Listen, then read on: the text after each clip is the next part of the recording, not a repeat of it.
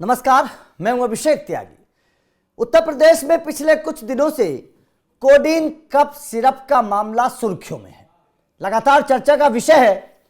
विपक्ष योगी सरकार पर आरोप लगा रहा है, तो योगी सरकार ने यह साफ कर दिया है कि कोडीन कफ सिरप की हकीकत क्या है, किस तरीके से जो इसका मुख्य आरोपी है शुभम जायसवाल, वो किस तरीके से अखिलेश यादव के इशारों पर, उनके लोगों के कहने पर इस पूरे मामले को करता चला गया। समाजवादी पार्टी की सरकार कैसे उसको मदद करती चली गई और शुभम जायसवाल एक इतना बड़ा, कह सकते हैं कि कोडीन कफ सिरप का सप्लायर बन गया कि हिंदुस्तान से लेकर बांग्लादेश तक इसकी सप्लाई की जाने लगी। बहुत बड़ा नेक्सस खुला है। जाहिर तौर पर जब आप इस खबर को सुनेंगे तो आपको एहसास हो जाएगा कि यह मामला केवल उत्तर प्रदेश या भारत के कई राज्यों से जुड़ा हुआ नहीं है। इस मामले के तार भारत से अलग दूसरे देशों के साथ भी जुड़े हुए हैं।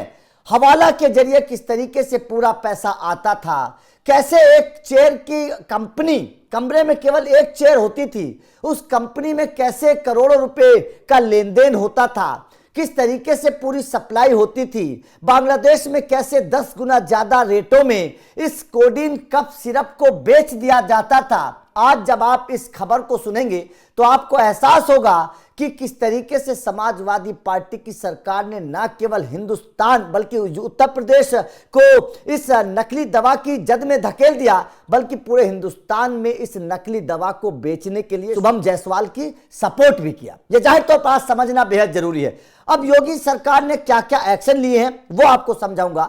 उसके बाद मैं आपको 4 ऐसी बातें बताऊंगा जो कोडीन कफ सिरप को लेकर सामने आई हैं, और आप जब इस हकीकत को सुनेंगे तो आपके पैरों के नीचे से जमीन खिसक जाएगी। ये खबर जाननी और समझनी आज आपके लिए बेहद जरूरी है। तो सबसे पहले कोडीन कफ सिरप को लेकर जो एक्शन हुए वो समझिएगा। सीएम योगी के निर्देश पर एफएसडीए का बड़ा एक्शन हुआ है। कोडीन युक्त कफ सिरप की सप्लाई चेन ध्वस्त कर दी गई है। 52 जिलों में सघन जांच हुई, 161 फर्मों पर एफआईआर हुई, 36 जनपदों में अवैध डायवर्जन का खुलासा हुआ। कोडीन कफ सिरप का गैर चिकित्सीय उपयोग सिद्ध हुआ तो 700 करोड़ से अधिक की संदिग्ध आपूर्ति जांच के घेरे में आई। मुख्यमंत्री के निर्देश पर चला प्रदेशव्यापी अभियान। एनडीपीएस और बीएनएस के तहत हुई कार्रवाई, सख्त कानूनी कार्रवाई की गई है। कई प्रदेशों में विवेचना की गई और सुपर स्टॉकिस्ट के साथ होलसेलर के कारोबारी रिश्तों के सबूत जुटाए गए जो इस मामले में बेहद अहम साबित हुए। साल 2024-2025 में कफ सिरप की आपूर्ति चिकित्सीय आवश्यकता से कई गुना अधिक मिली जो सवालों के घेरे में थी, जिस पर एक्शन हुआ। पुलिस और एसटीएफ ने मिलकर कुल 85 अभियुक्तों को अरेस्ट किया है। तो जाहिर तौर पर यह बहुत बड़ा एक्शन कोडीन कफ सिरप को लेकर हुआ है, क्योंकि ये एक ऐसी चेन उत्तर प्रदेश के साथ साथ पूरे भारत में बन गई थी।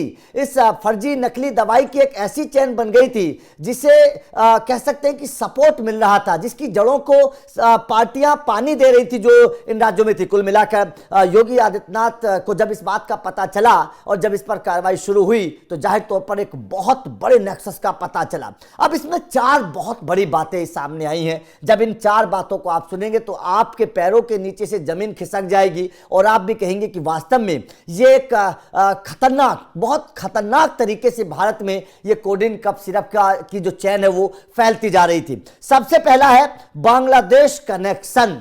बांग्लादेश कनेक्शन ये है कि ये जो सभी लोग थे ये फर्जी फर्म के जरिए करोड़ों का कोडीन कफ सिरप बांग्लादेश भेजते थे, फिर उसकी ब्लैक मनी वापस इंडिया शुभम जायसवाल के अकाउंट में पहुंच जाती थी। साथ ही इसमें एक व्यक्ति प्रतीक गुजराती का नाम सामने आया जो हवाला का काम करता है और वो शुभम के पैसों को ब्लैक से व्हाइट करता था। आजाद ने बताया कि ये माल बांग्लादेश जाएगा जो पकड़ा गया और 10 गुना पैसों में बेचा जाएगा। कुल मिलाकर बात साफ है कि भारत में माल बनता था, पूरा अलग अलग राज्यों से होते हुए वो बांग्लादेश जाता था। जो माल पकड़ा गया उसी के बारे में जानकारी मिली कि पूरा माल बांग्लादेश जाने की तैयारी में था और 10 गुना ज्यादा दामों में ये जो माल था, जो फर्जी कोडीन कफ सिरप था, ये बांग्लादेश में बेचा जाता था। तो बांग्लादेश कनेक्शन भी इसमें सामने आया है। और दूसरा है पेंटर को कंपनी का मालिक बना दिया। ये किस तरीके से फर्जी दस्तावेजों पर पूरी कंपनी चलती थी। कंपनी के दफ्तर में केवल एक कुर्सी एक मेज मिलती थी, अब उसको भी समझिएगा। दरअसल शुभम जायसवाल ने मेडिकल फार्मा एजेंसी की रजिस्टर्ड दुकान खोलने का तरीका सभी को बताया। जिन लोगों ने जो पकड़े गए उन्होंने खुलासा किया है। तो उन्होंने कहा कि हम लोगों ने मिलकर चंदौली में शुभम के साथ मिलकर 3 फार्मा कंपनियां खोली। इनमें पहली एसपी फार्मा, काली महल, मुगल सराय, चंदौली में सबा परवीन को इसका ऑनर बनाकर खोला गया। दूसरा अल उकबा मेडिकल एजेंसी खोली गई जिसका ऑनर सद्दाम हुसैन है जो एक पेंटर है। और तीसरी सिंह मेडिकोज है जिसे नागेंद्र कुमार के नाम से खोला गया था। तो मतलब जो पेंटर है, पेंटर का काम करता था, वो भी नकली कोडीन कफ सिरप कंपनी का मालिक बना दिया गया। तो इससे आप समझ सकते हैं कि किस तरीके के लोग इस पूरे जाल में फैले हुए थे, शामिल थे। इससे आप अंदाजा लगा सकते हैं। इसके अलावा तीसरा जो पॉइंट सामने आया है, बहुत बड़ी जानकारी है कि लोगों को कार्रवाई करने से बचाने वाला भी एक इंसान था। मतलब अगर कोई पकड़ा जाए और उस पर कार्रवाई हो तो उसको बचाने की जिम्मेदारी भी बाकायदा एक इंसान को दी गई थी कि लोकेश अग्रवाल नाम का हापुड़ में कफ सिरप मामले में इस इंसान का नाम पहले भी सामने आया था। वहां से भी पुलिस को लीड मिली थी। यह कफ सिरप में फंसे लोगों को बचाने का काम करता था। हवाला का काम मेन इसी के जरिए होता था। फिलहाल इसे गिरफ्तार करके जेल भेज दिया गया है। तो लोकेश अग्रवाल नाम का जो इंसान हापुड़ से पकड़ा गया, इसका नाम पहले भी आया था, उस पर पहले से पुलिस की नजर थी, लेकिन अब इसको गिरफ्तार कर लिया गया। और इसकी जिम्मेदारी क्या थी? इसकी जिम्मेदारी थी कि जो इस मामले में लोग पकड़े जाते थे, उन पकड़े हुए लोगों को बाकायदा ये इंसान छुड़वाने का काम करता था। पूरा सिस्टम में ये मिला हुआ था। सिस्टम को ये अपने तरीके से चलाने की कोशिश करता था और पैसे के दम पर उन लोगों को, पकड़े गए लोगों को छुड़ाने का काम करता था। तो आप समझ सकते हैं कि किस तरीके से इस पूरे मामले को हैंडल किया जा रहा था। अलग अलग तरीके के कामों की जिम्मेदारी अलग अलग लोगों को दी गई थी। अब जो चौथा मामला है वो है हवाला कनेक्शन। हवाला कनेक्शन के जरिए पैसा पूरा जो था वो भारत आता था। अब कैसे आता था वो भी समझिएगा। दरअसल पुलिस ने बताया कि ये कंपनियां, जो कंपनियां बनाई गई थी, ये कंपनियां अवैध कफ सिरप की तस्करी में संलिप्त थी और इनका लिंक बिहार, पश्चिम बंगाल और बांग्लादेश से जुड़ा हुआ था।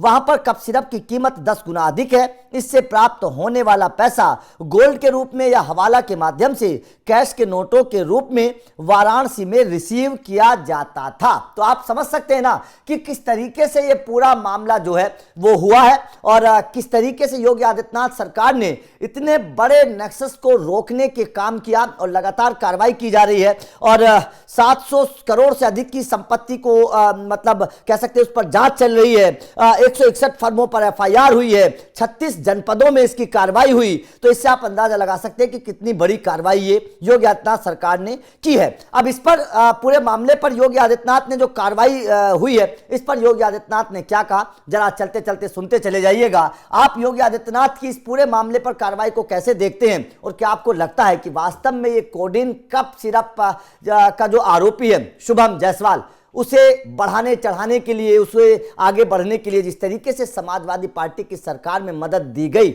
आप इस खबर को कैसे देखते हैं? कमेंट करके अपनी राय जरूर दीजिएगा। माननीय सदस्य को पूरा अध्ययन करके आना चाहिए, सदन की गरिमा का ध्यान भी रखना चाहिए। लेकिन मुझे इसलिए भी खड़ा होना पड़ा है क्योंकि नेता विरोधी पक्ष ने सदन की कार्रवाई प्रारंभ होते ही इस मुद्दे को उठाया और आपने भी उसको छेड़ा है। लेकिन मैं आपके छेड़ने की स्थिति को उससे आपकी इस मजबूरी को जान सकता हूं, जिसके बारे में एक छोटी सी कहावत है कि चोर की दाढ़ी में तिनका।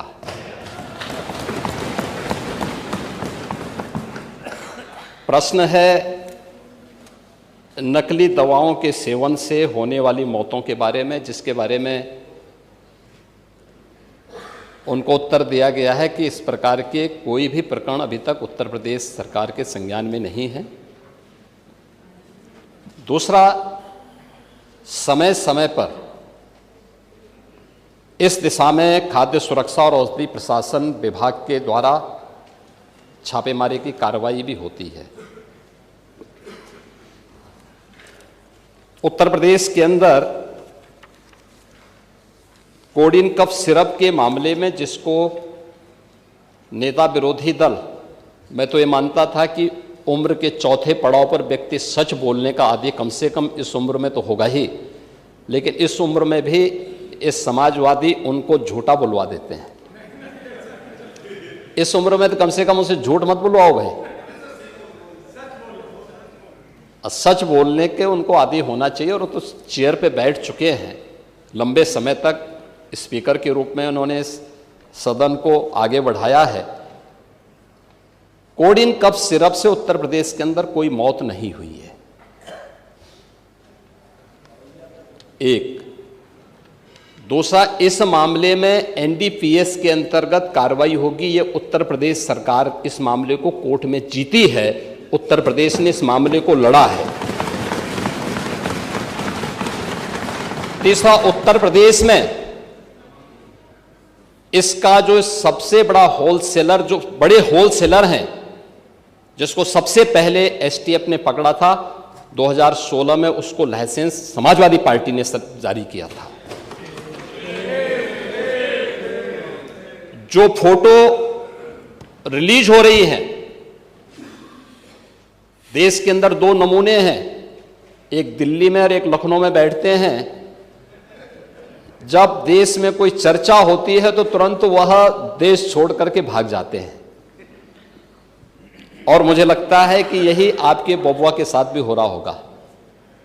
वह भी देश से फिर जाएंगे इंग्लैंड की सैर सपाटे में, और आप लोग यहां चिल्लाते रहेंगे।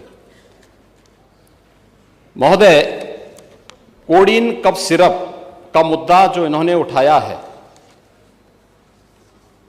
मुद्दा था नकली दवाओं के सेवन के कारण होने वाली मौतों का,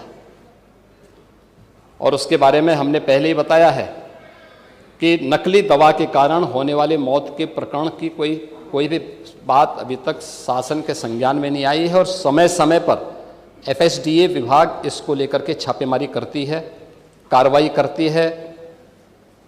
कंपनियों में भी इस प्रकार की कार्रवाई होती है। यूपी के अंदर कोडिन कफ सिरप, इसके केवल स्टॉकिस्ट हैं, होलसेलर हैं, इसका यहां पे प्रोडक्शन नहीं होता है। ये मध्य प्रदेश में, हिमाचल में और अन्य राज्यों में होता है। और जो मौत के प्रकरण सामने आए हैं, वे मौत के प्रकरण अन्य राज्यों में आए हैं। जिन राज्यों में आए हैं, वह जो भी प्रकरण सामने आए हैं, यह तमिलनाडु में बने हुए एक सिरप के कारणों सामने आई है। ये पूरा प्रकरण इलीगल, यानी इसमें एडिटेशन का भी नहीं है, यह इलीगल डाइवर्जन का है। इस डाइवर्जन के माध्यम से इन होलसेलर ने, जिसमें सहारनपुर का भी है, गाजियाबाद का भी है, वाराणसी का भी है, लखनऊ का भी है और कानपुर का भी है, इन लोगों ने इसको उन देशों में पहुंचाया है, उन राज्यों में पहुंचाया है जहां मद्य निषेध है, लेकिन वहां पे नशे के आदी लोगों को इसको लेने की एक आदत सी है, तो वहां पर उसका दुरुपयोग किया गया है। जबकि बिना चिकित्सीय परामर्श के इसका सेवन नहीं हो सकता, खासतौर पर बच्चों के लिए। एडल्ट भी चिकित्सीय परामर्श से ही इसका सेवन करता है। कौन ऐसा व्यक्ति है जिसने कफ सिरप नहीं लिया? खांसी होती है, हर व्यक्ति लेता है, लेकिन चिकित्सीय परामर्श से उसमें लिखा जाता है। क्योंकि पढ़ाई लिखाई से आप लोगों का कोई वास्ता है नहीं, इसलिए आप लोग हमेशा इस प्रकार की बातें करते हैं। अब बात पहले अब सुन लीजिए ना, आपने पूरी बात बोली तो हम लोगों ने आपकी बात सुनी, आप लोग चिल्लाते रहे तब भी हम आपकी बात सुनते रहे। अब कम से कम हमारी बात तो सुन लें।